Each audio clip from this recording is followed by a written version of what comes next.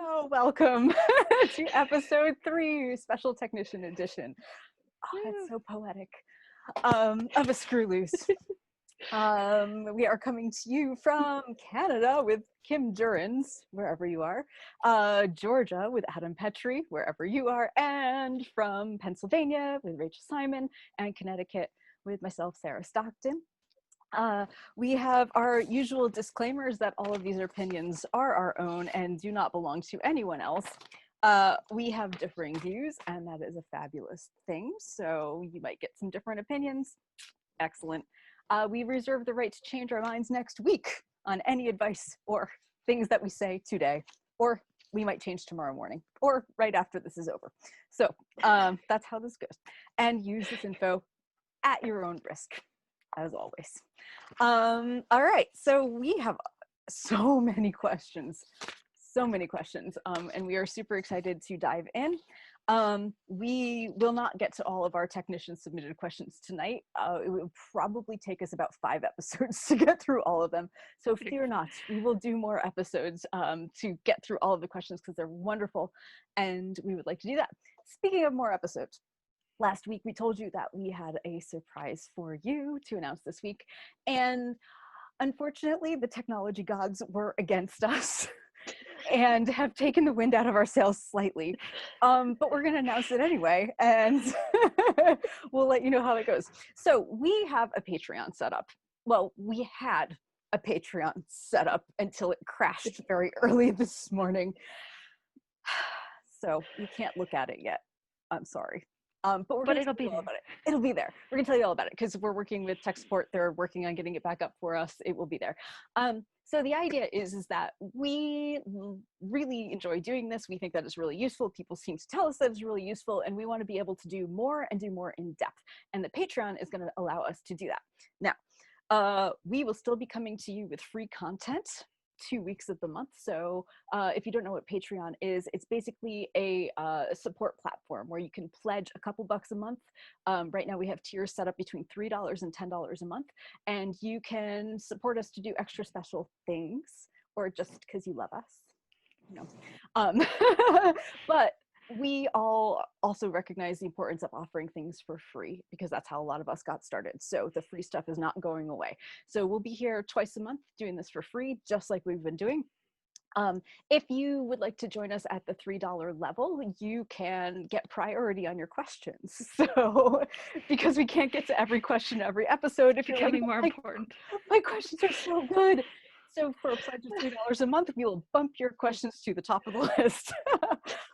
If you are a true official repair geek, is what we've titled this one, for $5 a month, we're going to invite people to actually Zoom live with us. So flute players, come on, join us live. You can actually chat us in real time, ask your questions in real time, ask follow-up questions.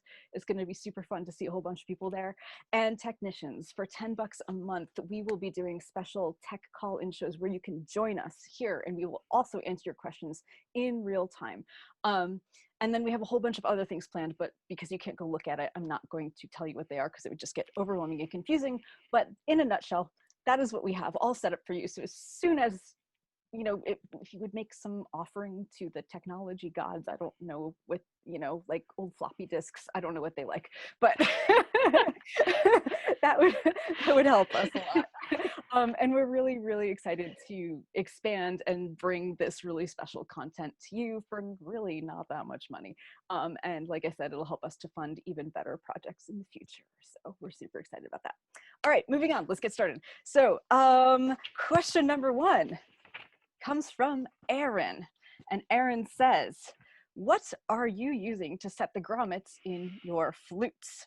I've heard of several different approaches to this technique, from just parallel pliers to a plastic rod to push down, and even modified pliers with a delrin circle on one side. So we are going to start out, we're going to each take 30 seconds, and then we'll have a little bit of time to all of us chime in. The order is going to be me, then Kim, then Adam, then Rachel. Okay, so I'm starting my 30 seconds. Okay, setting grommets. I actually think that Well, okay. There's a lot of things going on here. I know some of my buddies want to show off special tools. I would say that the most important thing is to actually just make sure your your grommets bottom out. That way you don't have to set them. And that way it's always secure. You get repeatable results every single time. One of my favorite things in the world, one of my favorite people who make stuff in the world is Jim Schmidt. And he makes special grommets that are out of delrin, and you can buy extra long ones. So if you need longer grommets because yours aren't bottoming out, hit up Jim Schmidt. He is awesome. All right, that is my 30 seconds. Next. All right. Definitely have the right grommets, because yeah, otherwise it's just a bit of a nightmare. I have a whole bunch of different tools I use. The one that I wanted to show is I'm a Miyazawa authorized technician, and one of the tools that I have is specifically, it's a proprietary set from Miyazawa. Thank you, Miyazawa. I asked if I could actually show this tool today, and they said yes. So it's a special tool just for taking them out, because they the grommets are different on them. So this is the one tool that's one of my favorites. It's brand specific. Okay, Adam. I have really kind of generic setups, but I've made like a little delrin thing for pushing out like Sankyo and Miyazawa ones, and I don't know, some other brands have that little lip. Aside from like depth setting things that you can get at just most BIR places, I've made this little thing here that allows me to put this cone in and flare the chimney if it's a little bit loose, and it just screws together, and you just bring it tight and then like a quarter turn and you're good. I love that tool. Great. I have the just generic grommet setter here. It has a setting with an Allen screw on the top. But of course, my favorite are the ones that are already designed to be set in the right place, and some manufacturers do that, and I love them for it. But I use this one a lot with vintage instruments and any instrument that has metal bushings. So. Cool. Do you want to free-for-all for a couple minutes? Yeah. Did we want to show some of the other manufacturer-specific ones, maybe? Let's do that. Just because I have them, and they're kind of neat. The two other ones that are manufacturer specific are this one. You probably can't see it all that well, but it's from Muramatsu, and you have to be an authorized Muramatsu tech to get these tools. But they're amazing. So there's that one, and then the other one is from Burkhardt, and again, I think you'd have to double check. I got one of these when I was working at my former workplace, and I've got another one since there. But it's specifically designed to be constructed so that it fits and works with their system, so it's going to save you a lot of kind of guesswork. Cool. Save the pads. So my general one that I actually just use in like most of the time is this. It's just from Allied, and you just push the grommet in.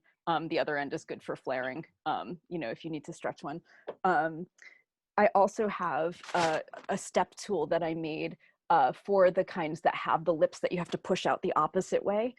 So that's like Burkhardt and Miyazawa and a few others. So I actually just turned this on my lathe. It has a little thingy on it. And then I made a little 3D printed this guy is so you can actually like put the key on it and then pop it through. And that's very useful.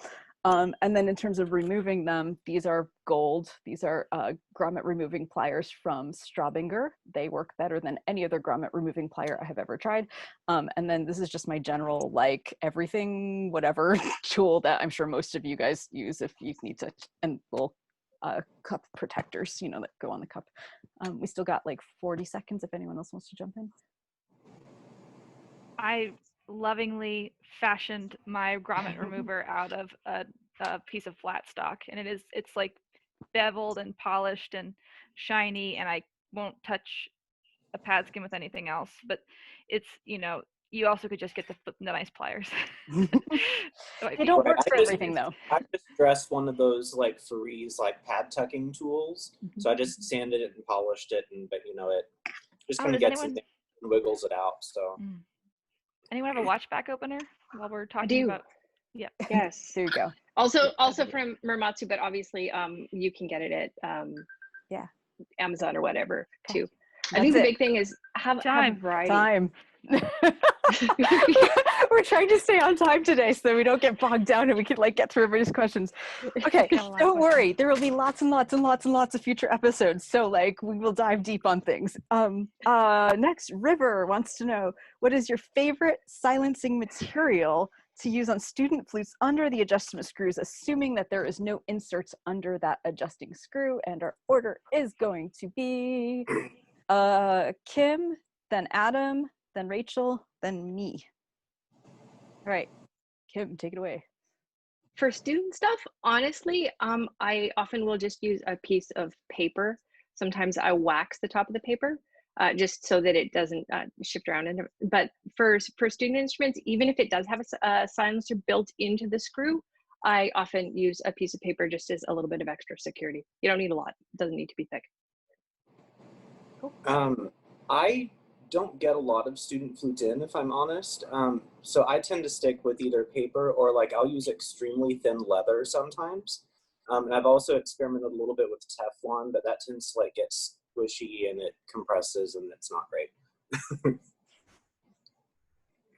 Yeah, I don't really get a lot of student flutes either, but in general, I like to use paper and shellac as the adhesive and try to compress the paper as much as possible so that it changes at least. Cool. I also use paper, but I tend to favor gel super glue as an adhesive. And I have also experimented with using Teflon, but it's often just, it's too thick. And I haven't used it enough times and seen the student flutes come back enough to observe, how it behaves over time. But yeah, paper, it's easy, cheap, and works. Okay, do we want to free for all on this, or do we want to? I don't have anything to add. I've gotten like one student flute in 2 years. So. I used to do retail rental flute all the time. The one thing I would say is that depending on your climate, you may have to experiment with different adhesives to get it to stick. And you definitely want something that is not going to be reactive to oil, especially on student flutes, because student flutes tend to be prone to either not being oiled ever or being liberally oiled. so I would pick something that is not a contact cement, because contact cement breaks down with oil. So that would be the only thing I would add is to experiment with what adhesives you're using. Good. Yeah. All right, guys, let's go. Whew. All right. So a recent Renton Tech grad asks, okay, say you're replacing a pad and you have the pad cup, tone hole, geometry correct, and the correct size and thickness of pad, and you've already installed a few millimeters of shims. Things are almost but not quite correct. You have small leaks at, say, 2, 5, and 9. Is it partial shim time? How do you approach installing partial shims? How do you keep partial shims in place while working with the pad? How do you avoid ending up with a pad cup full of confetti? 30 seconds, guys. Are you ready? Okay. Should I read that again? No. Good. Yeah. Okay. All right. Here we go. So our order is going to be Adam, Rachel, Kim. Oh, I'm last again. Okay. So Adam, Rachel, Kim, and then me. All right. Go. Well, I'm hoping that this was just sort of a typo thing, but if you have a few millimeters of shims behind your pad, I think you should probably reevaluate the concept of a stabilizer, because it's just a big solid washer made out of either plastic or brass. Avoid the silicone ones because they're like a trampoline. But yeah, you want to set that protrusion as much as possible with the thickest, most solid materials as you can, so you have a solid, sturdy base. I'll let you all do a confetti. Okay, that was perfect. That was perfect timing. Yeah, this is an exercise in information density. But well, also just my initial impression with this question is if you've been working on the pad for quite a while and you have leaks in particularly those 3 different places, I would question your partial shimming up to this point, because you've probably got something lumpy going on and you might need to shorten something or have it change your thickness. Backtrack if you can. Double check. Am I at 30? No, you had like 10 more seconds. Yeah, backtracking can save you a lot. That's the #1 factor in reducing confetti. questioning what you've already done. Question everything. Question everything. Yeah. Kim. I think that the one thing that I would like to add is that you really want to make sure you're working with good solid materials. Don't skimp on getting inexpensive pads. That doesn't mean you have to get like professional pads. It just means if you're going to use a woven pad, make sure you're using a good quality woven pad. Same with pressed, same with any of the pads. Make sure that your materials are good. Make sure if you're getting shims, you're not buying like cheap, inexpensive shims that are inconsistent, because that's going to save you a lot. The other thing is be aware of what you're working on. If you're working on a student flute, that's a drastically different setup than if you're working on a pro flute. Expectations need to be different for that. Okay. One thing that I notice when I look at general band repair supply catalogs is they don't stock enough thicknesses of shims. So I would like to point out that I have all of these, and they're paper because I do use them under felt pads, not synthetics.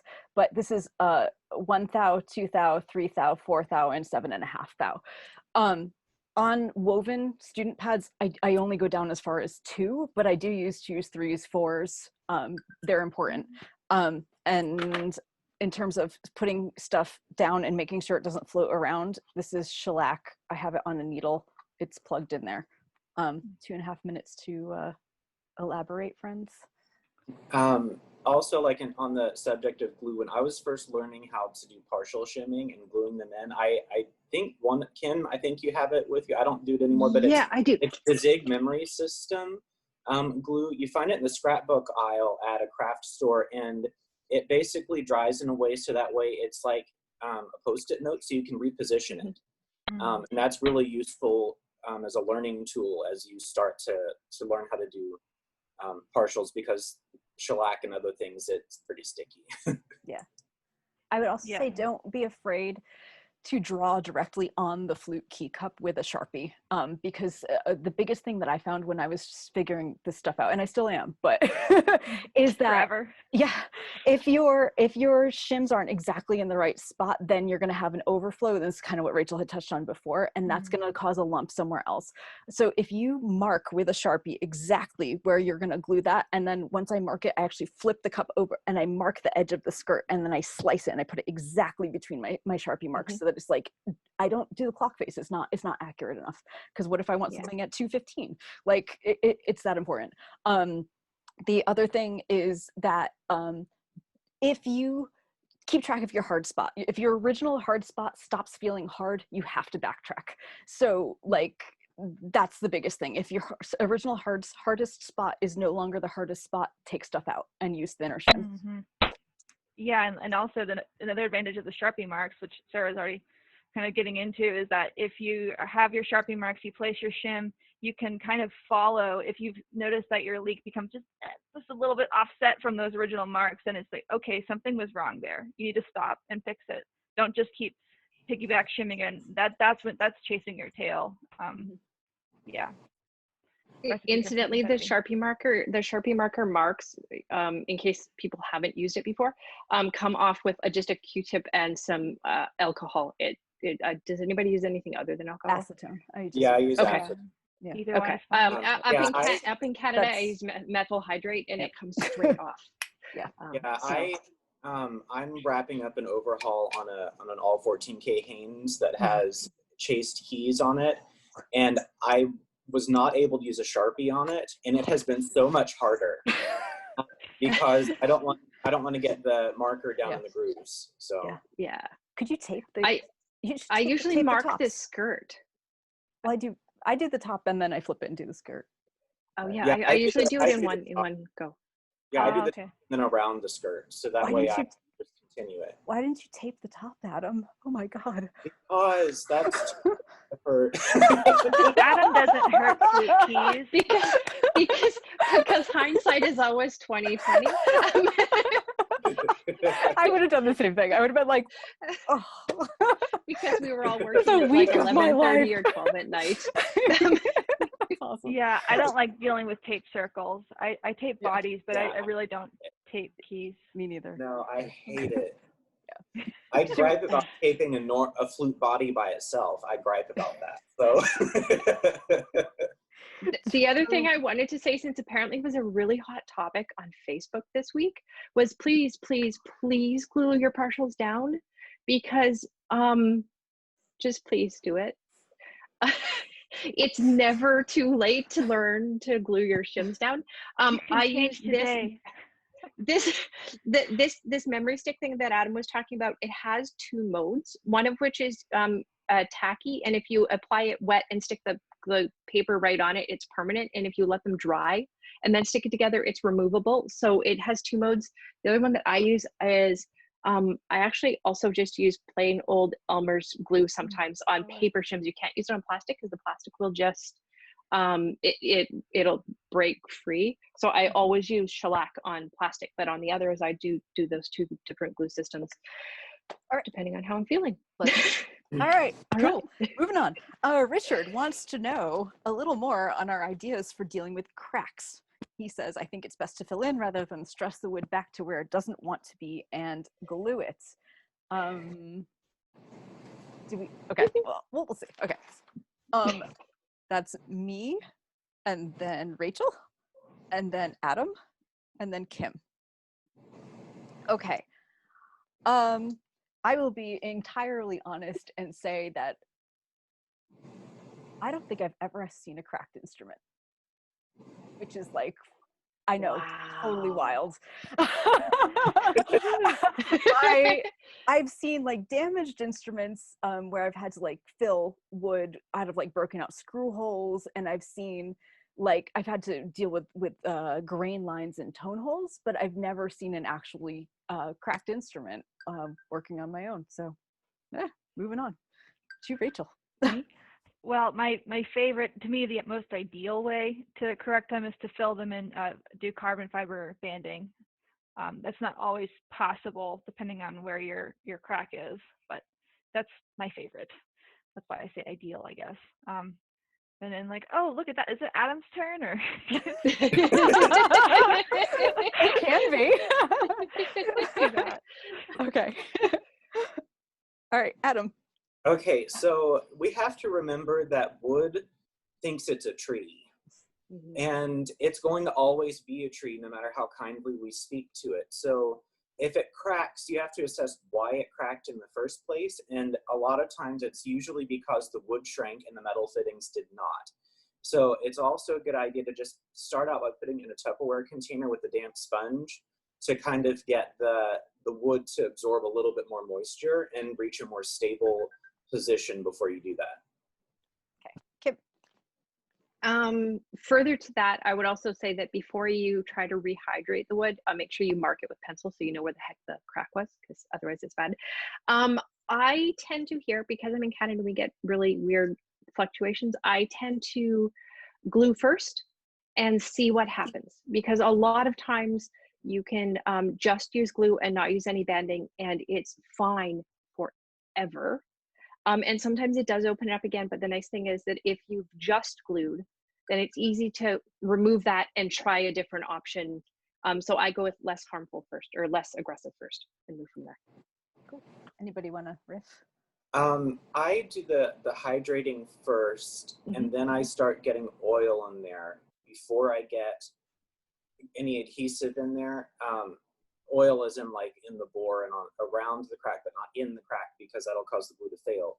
But if the wood is dry and you get glue down in the crack and then the wood absorbs moisture, the glue in the crack can act like a wedge and it'll pry it apart.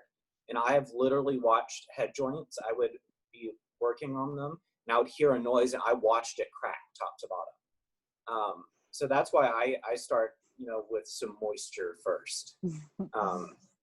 But of course, if it's cracking in the south, then it's already, a pretty bad situation. Yeah. So I just want to riff on the fact that, like, I have not really ever seen an instrument that's cracked so badly that I need to do anything about it. Or I've seen cracked instruments, but they weren't ones that I needed to work on. They were like, someone would bring me something on trial and I'd be like, okay, don't buy this because there's a giant crack down the middle of the tone holes. Phew, I don't have to do anything about that. But I think this is an important thing to address, because I am going to get a cracked instrument at some point, right? And what am I going to do when I get one? So this is where it's really good to have friends. And so this is where I would take pictures, I would send them to Adam. I know what to do because we've talked enough about it, but I would double check first and say, okay, is this one that you think I could successfully hydrate and glue safely? And he'd be like, yes or no. And if it's something that I needed to carbon fiber band or something that I needed to pin, which I have never done, not even practiced, I would send that to someone else, because that's not my area of expertise, and I don't need to be perfect at everything on my first try. So there's a lot of maturity, I think, in saying, I don't know how to do this. I do know the person who will do it really, really well, and send it to that person. Nothing wrong with that. So wise. Yeah, and I think if you're transparent with a client about that, that they'll have a lot of respect for you in that way, because you're having a moment of vulnerability with them, and to say, hey, this is outside my wheelhouse, but I know somebody who can do a good job. And I think the majority of flute repair nightmares happen when someone did something that they shouldn't have tried, that they weren't ready to do. So yeah. Yes. One of the things I just like to quickly add, Okay. just quick, is that because we don't necessarily see as much in flute world, make friends with a professional oboe tech. They see cracks much more frequently, and even if they can give you some wisdom, or they can be a resource for you to send an instrument to or something, make friends with an oboe tech, because professional oboe technicians see crack joints all the time. It's not a normal thing. Right. Yeah. So that would be create a network that way. It really important skill set. Find friends. Cool. Yes, friends. That's good. All right. Next, Will says, I have a question for Adam specifically, but I think we can all weigh in on this, but we'll let Adam go first. Any sage, it has to be sage advice, Adam. Don't give some of that, like, well, okay, sage advice on installing the pads and the double thumb key pad cups on piccolos. So it's going to be Adam, and then me, and then Rachel, and then Kim. All right. Okay, so sage advice, it goes well with poultry. So what I'm going to do is, because this is something that I do a lot, I almost always put cork in the thumb keys. So assuming that everything is prepped correctly, I have this bin of all of these rubber plugs, and I basically rubber plug everything. I make sure that the pads are virtually identical to one another, and then I basically float them in and draw suction that way. And if it sucks for 30 seconds, I know it's sealing. If it's not, then it's leaking somewhere. Cool. So I learned how to put cork pads in a piccolo from Adam. So I do that too. Sometimes if I'm having trouble or I'm doing, something else, I will put them in one at a time. So I'll make sure one is really, really in there and sealing very well, and then try to get the other one in there. But generally, I don't actually find them to be as fussy as some people do for some reason. So next. Rachel. Oh, yeah, the way that you can make it really much easier for yourself, and this is for piccolo padding in general, is be really, really fussy about the protrusion. If you're really precise with the protrusion, you'll save yourself a lot of grief, and it's less of an uphill battle. So I definitely with the double thumbs. Talk about your glue balls. Oh, I can. Yeah. maybe in the okay. All right. Free for all. Cool. All right, Kim. For installing them, I think we all sort of do them the same way. If you're going to do them one at a time, I usually do I use the pad cup heater to install a lot of mine. So I do the one that's the most obnoxious first, like to actually get the pad cup heater in and draw suction on that one first. And then I put the other one in and draw suction because it's just easier physically to get at. The other thing is really, really make sure that your key fitting is excellent on that key. Because if your key fitting is wobbling, you are hooped. Well put. True. Yeah. For over my glue, I mean, I use George's glue pellets most often on most things. It's my favorite, and people can use whatever they want, whatever you're comfortable working with, I say. But when I slice them like into halves, I literally look at them on a level like this to make sure they're the same, and I look at them from above to make sure they're the same, and I just choose my pellets so carefully so that I can actually make an even glue bed in each one, and then it's just easy. And that's also assuming the key is level 2, which is I think pretty important to do. And on most piccolo thumb keys, the thinner part of the key is the arm here, so I mean, in my experience, you don't have to worry about warping anything because it's going to flex there. And you can just use a wooden leveling implement to, much like, who has such a sophisticated tool as that? Yeah. Anyways, Adam. Yeah, and knowing your adhesive is important because this is something that like Rachel and I differ on. I hate George's glue because I think it moves. And I can talk about that, and we've argued back and forth a lot. I use argue's a strong word. Well, we debate. I use 2 different adhesives. This right here I get from Music Center, and it's cream padding wax. It's basically like blonde shellac and caustic wax, and it's very thick and very viscous. I use that on nickel silver keys because the heat doesn't travel quite as far. So this is slightly higher temperature. If I'm working with sterling though, I use old school French cement, or it's called cream cement at Freeze, and you can buy it by the box, but that's super expensive, but that's what I do. That has a really low melting temperature, but it all sets really hard because cork, if you draw suction on it, and it's like a hot melt based glue, it's going to pull up in the back as it shrinks. So you'll check it, it'll suck really hard today, but then tomorrow it'll be leaking. Yeah, it's not good for your padding with suction, I would say. It's too elastic as it cures. Yeah, it's too elastic. Oh yeah, also if you're doing felt, you can use little piccolo shims, and you can build those up in layers, and I'm sure that'll be something I'll be asked about at some other point, and we'll talk about it that day. I have a bin of those too because I also shim piccolo heads. Yeah, I've got a whole thing of them. The only thing else I'd like to add about adhesives is sorry. Is it depends on climate, and it depends on your clientele. If they're going to be outside in the heat or the cold, you may have to alter the adhesive you use. Agreed. Done. Okay. Kim's like waiting for the timer to go off. Oh, I have one more thing. I was waiting for a break in the conversation. Red card. It happened to be when the timer went Red off. card. We'll get an air horn. I call it air horn. So many things to say in so little time. All right. Alex says, oh boy. Okay. This will be quick. Alex says, what are the most common reasons for not having success in shimming woven felt pads? Flutes hate you. Okay, sorry. End of story. They hate all of woven us. felt pads? Okay. And more specifically, when you get really close to eliminating a leak and a new one pops up somewhere else, what made it all click for you?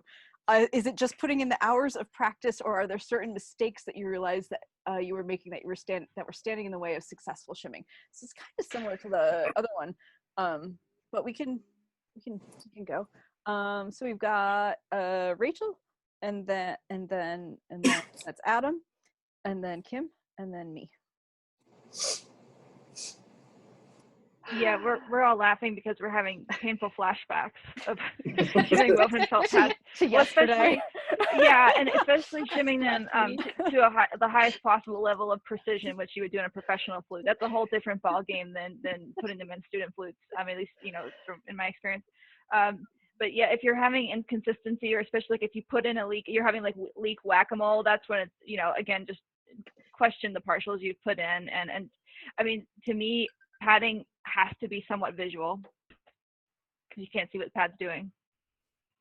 So, Adam. For me, I do the Sharpie thing, and that's what helped me clip there. But basically, I also started to realize that if the leak moves, you did something wrong. You didn't do something the right way. The only way that I will ever break that rule is usually if a duplicate leak appears at the very end exactly opposite, because the backing material will flex on opposite sides from each other. Mhm. So as long as that's like 1,000th, you know, I leave that. I'll put something in, but then I otherwise backtrack. I would say make sure that you're not over shimming, as in if you're using partials, that your partials aren't too wide, because you want them to be, or I found it's most successful if they're slightly inside the actual leak itself, because otherwise you end up with two hard spots and the middle, and it gaps over. So make sure that it's just very, very, very thin, like not like a half a millimeter or anything like that, but just slightly a smaller width shim than you actually need is helpful. So spreading out my shimming over a couple of days has been really helpful for me, because felt likes to rebound, and you need to work with that. You can't just squash it into submission, because it's gonna win. You're not gonna win. So that being said, it does need to get, you do need to compress it so that it's stable, because otherwise you're trying to shim fluff, and that's impossible. Like you just feel phantom leaks and then new leaks, because it's like that top layer is getting fluffy. So I have made these, well, can I keep going? Keep going. Okay, I'll set the longer timer though. Okay, so I've made these, Rachel calls them my pad smashers. And Delicately. I made them in all the different sizes, so that when I put a felt pad into the pad cup, I can uniformly push it down and make sure that it's seated all the way down. So I'm not actually trying to smash the pad. What I'm trying to do is trying to make sure that it sits all the way in the bottom, so that there's no like air pockets back there. Important. So important. And actually talking with Rachel has really solidified a lot of my understanding about this. So this is really good. I also, so what I do is I wet the backs. I squish them down. And then I do use clamps, gasp. But they are so stupid light. Like, I don't know if you can tell like how much lighter those are than normal clamps are, but they're like barely even clamps anymore. We've all modified our clamps. Yeah, so they're not how you get them at the factory. Yeah, hit this part with your torch, and that'll just go. And again, what you're trying to do is you're not trying to create a seat in the pad so much as make sure that the pad is sitting as far down in the cup as it can. Yes, yeah, right. And so what I've done is like the first day I'll go through and I get rid of like all of like the 4,000th leaks, like all the big stuff that like my feeler does not even touch. And then I will wet everything and do the really light clamp, and then overnight, and then I'll let it bounce back for like 4 or 5 hours. And then I'll go through and I'll do the next round and check my work from the previous day. Maybe I overshimmed something, and now that it's had the chance to compress and then bounce back, it's changed. And so it usually takes me like 3 or 4 days to do a really good, like pro level felt pad job, or more sometimes, just because it takes a lot of rounds of just seeing what the felt wants to do. Yeah, absolutely. Which is a really different approach than I think you would do on a marching band flute, because you don't have time to do that. Right. Yeah. For marching band flutes, or like student rental flutes is sort of, in Canada we don't really have marching band quite as much, but the student rental flutes, what I would often do is I would do round one, put them in a bin for the day, and then start and then pick that one back up again and do like the last little adjustments the second day. So you do kind of the major shimming the first day, put it in the bin, carry on, and then go back to it, so that you're still getting through the same volume. But you're not wasting time. You're not spending an hour on one flute. You're spending 15 minutes twice over 2 days on the flute. So if you're in a retail environment with rental flutes, that's a really good way to not chase your tail and get stuff accomplished still. Cool. That was our official time. Do we want to? We did a pretty good job with 4 minutes of woven felt pad shimming. That's like a year-long course. Yeah, and we can like do a whole episode on that at some point. But okay, so yeah. Next we could do a whole like year of episodes on that at some point. Okay, so next question. How are we? Oh, we're doing well, guys. Yeah. All right, so Katie says, ooh, I love this question. Katie says, would you guys be able to discuss your preferred way to manipulate the key geometry on a flute, particularly when a key is gapping at the back due to manufacturing inconsistencies or damage? Also, how would the approach be different on a handmade flute compared with a student flute? Okay, so the order is going to be, ooh, me, okay. And then Blue, Kim, Rachel, Adam. Okay. Okay, my favorite thing for doing key geometry on flutes is the Fari's E100 set. And it's pretty complicated. It looks very simple, but it doesn't come with any directions. So you get this thing and you're like, what do I do with all of these brass donuts in this weird L-shaped thing? Anyway, I've made videos about this in the past, and I may do so again in the future, but this is the best tool on the planet for not warping key cups and for closing down that thing in the back. You can modify it. That's necessary. All right, Kim. I'm going to tackle the student thing because I've done a lot of student stuff. The biggest approach difference I would say between student stuff and professional stuff is I almost always assume a student instrument has been bent, like that it is incorrect because of handling, whereas so I'm much more generous with using like I have like credit cards that I've cut up into shapes so that you can kind of press on the back to press them if the 12 o'clock's too high. So on student flutes, I make the assumption that probably it's due to really heavy playing of a student who's learning, whereas on professional instruments, I'm much less aggressive about changing something, just willy-nilly. So, Rachel. Yeah, for professional flutes, my go-to as my first most ideal solution is to correct the geometry. There are some times though where that's just not appropriate, and in which case you just have to shim for your life. but that's not ideal. Like I try not to have that be like my first thing that I jump to, like, oh, let's just shim the heck out of this. But you have to be able to do it because sometimes, you can't be tweaking stuff. So I will often go at it from an attempt of making sure it's round. So this is actually a trick I learned from Jeff Denning, and it's turning hex stock in your lathe so that way you can basically burnish from the inside and twist to make sure it's round. Also, if I'm like leveling open hole cups, I turn little things like this on my lathe so that way I can bend from the open hole itself because that's the strongest part of the key because of just how it's manufactured. And then for piccolos, I'll make very similar things to this, but really small, or you can also use gauge pins. And I stock those in tenths of a millimeter, so. Can you talk more about that gauge pin thing? Because I'm very curious. Yeah, let me pull now. But yeah, gauge pins are really important. And it's also important to know that as you are manipulating a key, make sure that you're supporting the hinge tube so that way you don't mess that up by accident. So like this is a gauge pin.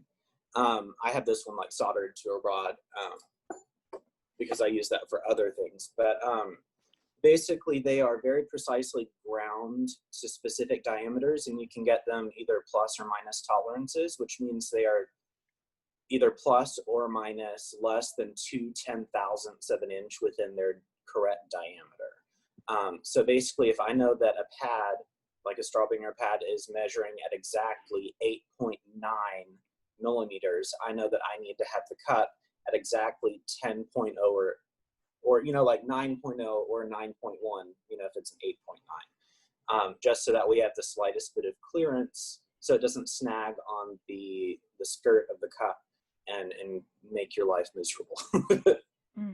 So can I say one thing about, go ahead. No, are you sure? Go. Yeah. Okay. For pointed arms and versus fly arms, for those that are new to key leveling, just be aware that pointed arms are not going to want to go front to back as easily, but they will go side to side, and vice versa for the Y arms. So like just proceed with caution, especially if you're trying to move a pointed arm cup back to front so that it's higher in back than it originally was. That's hazardous in a lot of situations. Just I also and metal has memory from Starbucks.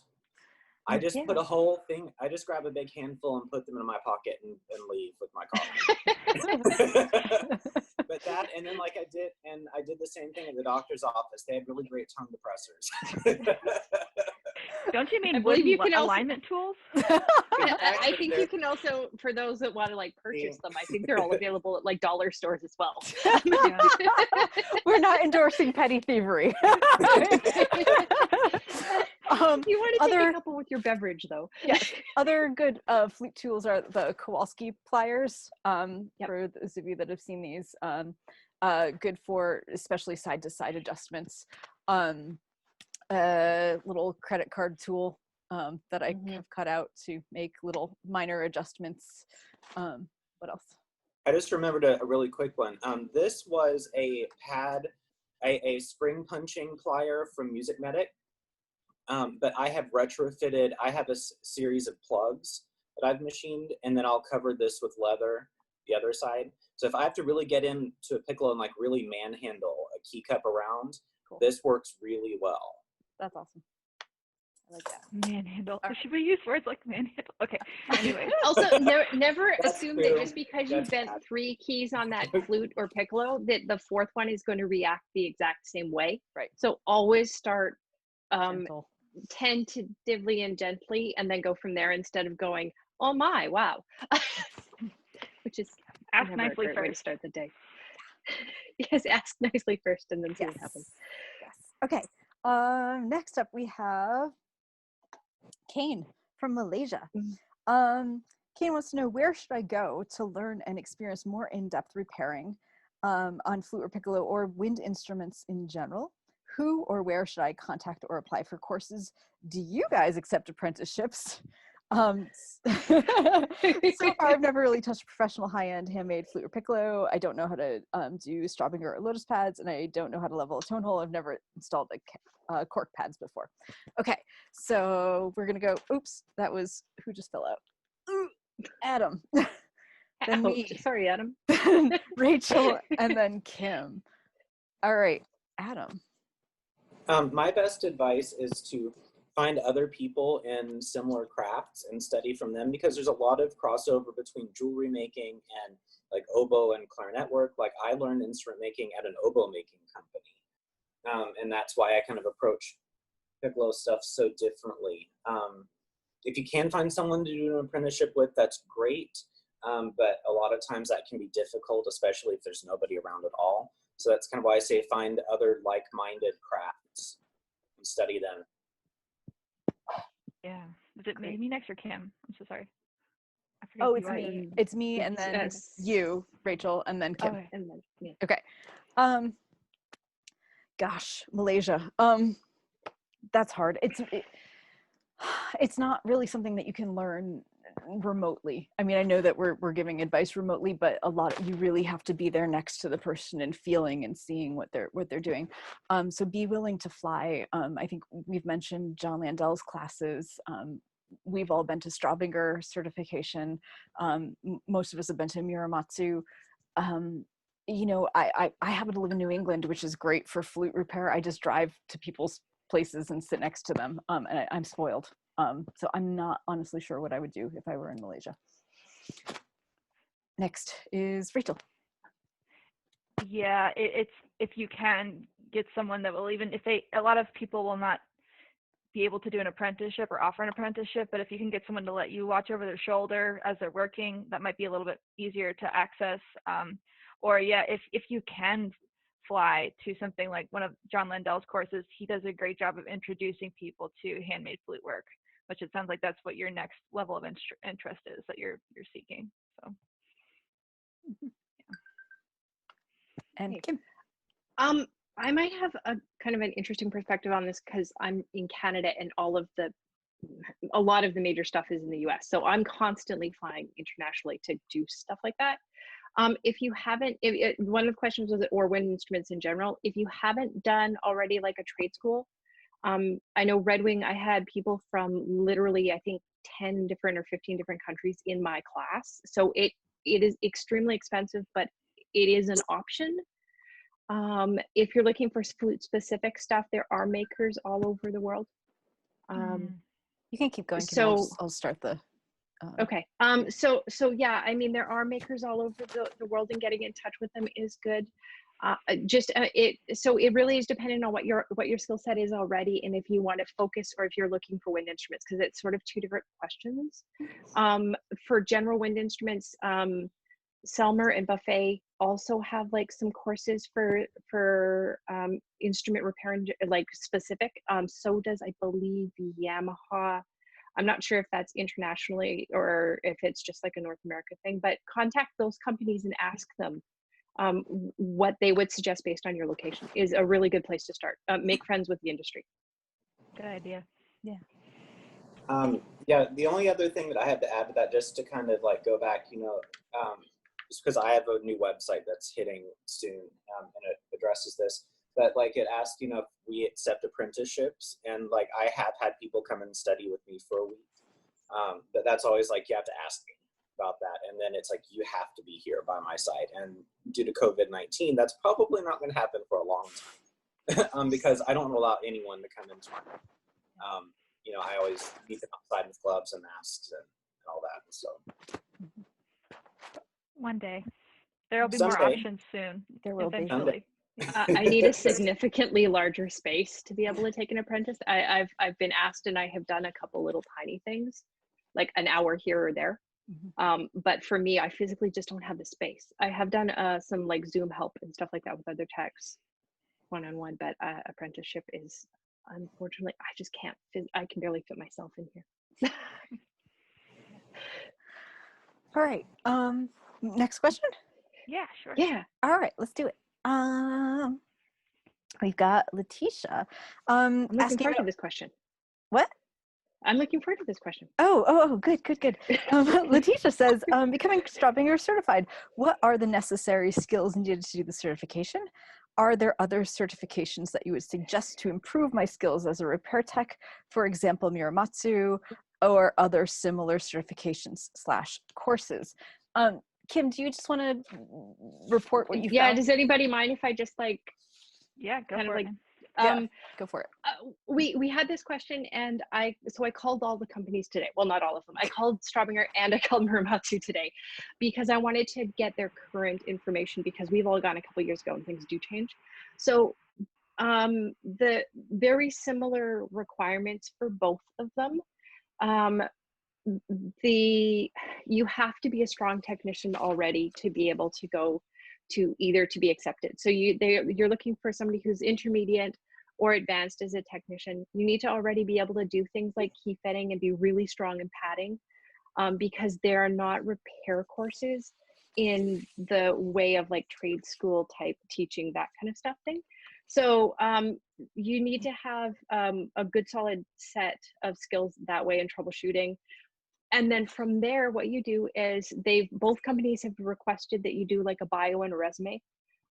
So you would, say a little bit about who you are, why you want to do training, where you work, what kind of skill sets you already have, and then provide some references and submit that to them. They do check your references. I had a great phone call about that today. So be really honest with your skill set. This is not the time to pretend or elaborate and inflate what your skill set is. Be really, really honest about where you are, because then they can put you in groups that are more suitable for yourself. There usually is a wait list. It's often years long. And then once you have like a resume and stuff like that, you email them and then give them a call and just sort of talk to them and get an idea for it. But it is definitely, for both of those courses, they're both really, really important. And I think that both of them are extremely valuable. But make sure that you have good, solid padding skills, shimming skills, key fitting skills. The biggest difference between Straubinger and Muramatsu in terms of requirements is that Muramatsu, you do not have to bring an instrument. They will provide one for you. Straubinger, you do have to bring an instrument with you, and it has to be something that is of a level that is correct for converting to Straubinger pads. So you need to really talk to them about exactly what models you would be bringing, and have that hashed out. Like, don't just show up with something. Cool. But call them. They're all amazing people. Yeah. They're super friendly. Just call them. Anybody want to add anything? I mean, I just want to mention that even if you don't have all of these certifications, like I have the Strawbringer one, but I don't have Muramatsu. We're getting you there. I know. These three have been nagging at me, and I think Val, we need to talk. Hey, Val, do it. We need to hook them up. Yeah, it should have happened a long time ago, but I just got distracted making those little things back there. But it is still possible to learn to be a very high-end technician without all of these credentials, but it certainly helps. It absolutely helps. All right. That's it. Great. I'm happy with that. Rachel, are you happy with that? Yeah. Okay. I think we have time for one more. Do you want to let's end on a silly note? What's your coolest / most favoritist tool? Oh, I love this question. Everybody's gonna laugh. Everyone's like, all right. So first, we're gonna hear from Adam. Then we're gonna hear from me. I feel like we've had this order before. Then we're gonna hear from Kim, and then Rachel. All right, Adam, go. Okay, I need to okay, so the first little is this. This is like one of my favorite tools. This is a watchmaker staking tool, which is a lot like the knot pin remover, but you mount the anvils in this, and it moves and it swivels, and the knob on the back allows you to lock it in position. And then I'm just going to flip my camera around to show you really quickly. This here is my micro lathe setup. I'm trying to get it clear, but anyway, I have it hooked up to a treadle, and that was my foot. But I have it hooked up to an old treadle, so that way I can operate by foot power. So it's like dark in here, but anyway, sorry. That's awesome. Cool. My favoritist tool is my little jeweler's lathe right back there. It's very small. I love that thing. When I was taking Don Landell's classes, he was like, get yourself a jeweler's lathe. I was like, why? What am I gonna do with a jeweler's lathe? And his answer was everything. And I was like, okay. And so I bought one off of eBay, and I didn't know what to do with it. And then he's right. I do literally everything with it. I love it. I have actually more money in that little lathe than I do in the big grizzly. Anyway, headstock, tailstock, I have a little like cross slide. It's so cool. I love it. Okay. Next. Who's next? Totally a sick setup. Yeah, who's next? Oh, who's next? Blue. I got lost. That's Kim. That's me. Okay, I'm gonna go like way low tech because these guys have the fun toys. But just to prove that sometimes your favorite tool is just the one that's the most useful to you, and it doesn't have to be $1 million. My favorite tool, I swear to God, is actually a hockey puck. It's so Canadian. No, this sounds ridiculous. I'm just so Canadian. They're like 50 cents here. I bring them as treats to my trainings whenever I remember, and I still owe RDG set up for hockey pucks. I'm sorry guys, I promise I will send you.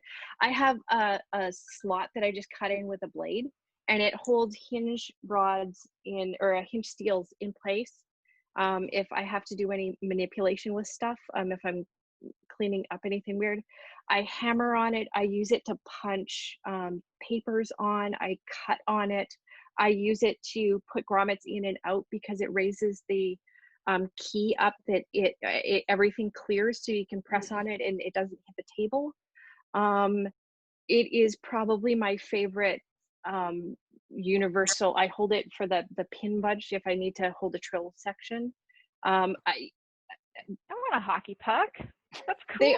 Okay, we're gonna have to get ones. But honestly, it's just a generic. It's sticky enough that stuff doesn't slide around. As everyday tool. Yeah, everyone would benefit from one. They're awesome. Yeah, cool. All right, Rachel. Mine is humble too, but I love it because it makes my life easier. And it's these awesome Kiba wire cutters. They're very nice Japanese wire cutters, and they're so ergonomic. And I cut flute pins with these, like new pins. And even so, after how many hundreds of flute pins I've cut, it still just cuts like butter. Send me a link to that, please. No, I wanted to buy these all for you for Christmas. Okay, I'm They're sending just like hockey my pucks favorite and thing. she's sending pliers. Yeah, I want a hockey player. I want it autographed. But yeah, if I had to pick like a little thing that I just love so much every time I use it, it's my Kiba wire cutters. Awesome. Wow, I learned something new about you guys. I love it. This is so good. It's 9:01. That was like perfect. Wow. So that went by really fast. I think, yeah, we have many more of these tech shows in our future. That was super duper fun. I hope you all enjoyed it and found it useful. Don't forget to make an offering to the technology gods so we can get our Patreon up and running, because we have so much bringing more stuff. So much cool stuff to give you. And we'll see you next week for a regular show again, just a player show. So players, we still have more questions to get through, but we would love even more. So submit your questions, and we will be here at the same time and the same place. All right. So till next week, everybody. Bye. Thanks for watching.